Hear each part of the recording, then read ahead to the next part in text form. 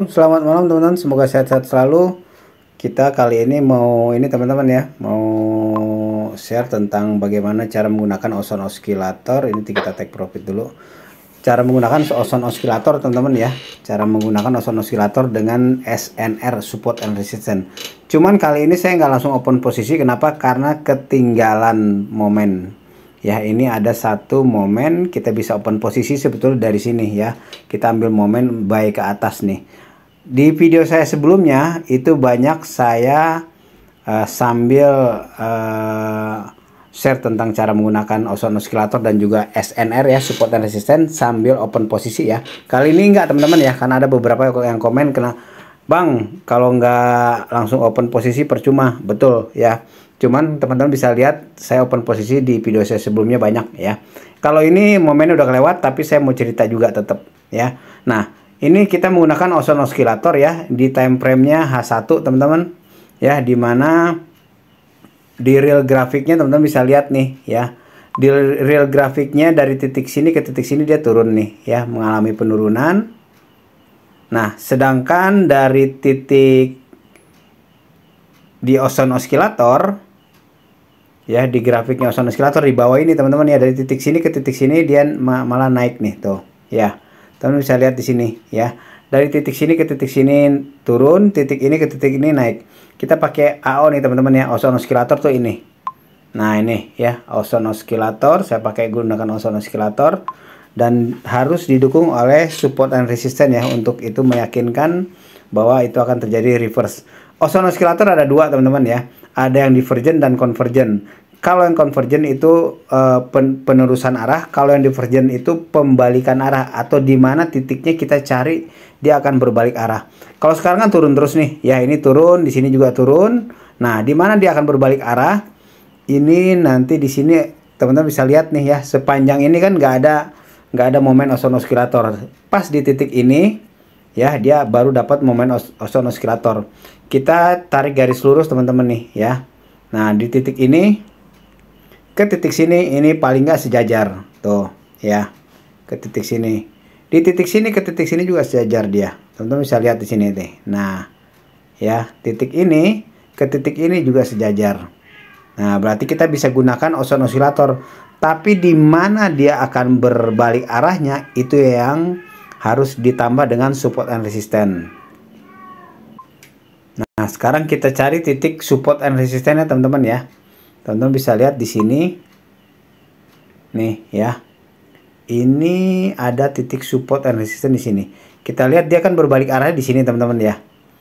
Ini bisa turun lagi, bisa naik lagi, atau cuma retest nih. Kita gambar dulu titik, cari titik resistensinya atau SNR-nya.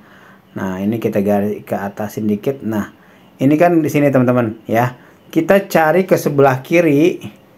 Kita time frame-nya time frame H4 aja nih ya. Kita cari ke sebelah kiri. Di sebelah kiri ada nggak titik resistance?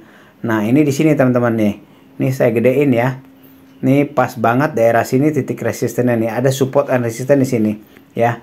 Ada rally base rally di sini ya, ketemu nih. Ya, ini merupakan titik supportnya di sini SNR-nya. Makanya kenapa di titik ini dia berbalik arah dia ke atas nih tuh. Ya.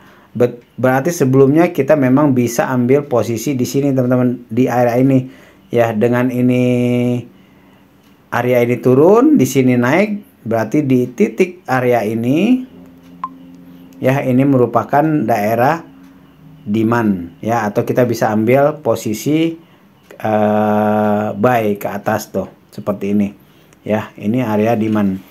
Itu seperti itu teman-teman ya, cara menggunakan Ozone Oscillator. Saya memang lagi nggak open posisi ya, ini karena telat dan sudah terjadi ya. Ada beberapa banyak juga saya yang selalu gunakan Ozone Oscillator. Teman-teman bisa lihat di sebelumnya ya, di video-video saya sebelumnya tentang cara menggunakan Ozone Oscillator ya. Saya sambil open posisi ya. Teman-teman, ini channel saya, ini channel gado-gado ya. Saya banyak tentang cerita tentang elektronik, tentang ternak lele, tentang cuka apel, atau trading. Ini semua yang saya lakukan ya, saya share di channel ini ya. Jadi kalau yang teman-teman sukanya cuma satu bahasan, nggak usah subscribe, nggak apa-apa ya.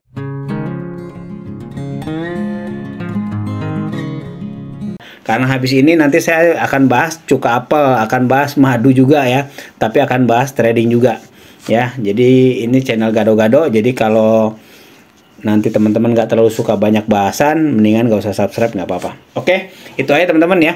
Nah, saya biasa trading di OctaFX teman-teman ya. Kalau teman-teman mau gabung di OctaFX, linknya ada di deskripsi.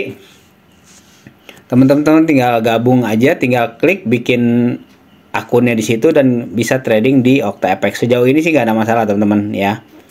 Nah, kalau teman-teman klik linknya di deskripsi, teman-teman akan masuk ke ini ya, trading dengan yakin bersama OctaFX ya. Kita tinggal klik buka akun dan nanti akan dibawa ke seperti ini nih ya. Masuk dengan bisa dengan dengan Facebook, Apple ataupun Google, ataupun teman-teman bikin email dan kata sandi baru atau password baru. Tinggal klik mendaftar dan teman-teman tinggal isikan apa yang dibutuhkan, data-data yang dibutuhkan nanti di OctaFX ya.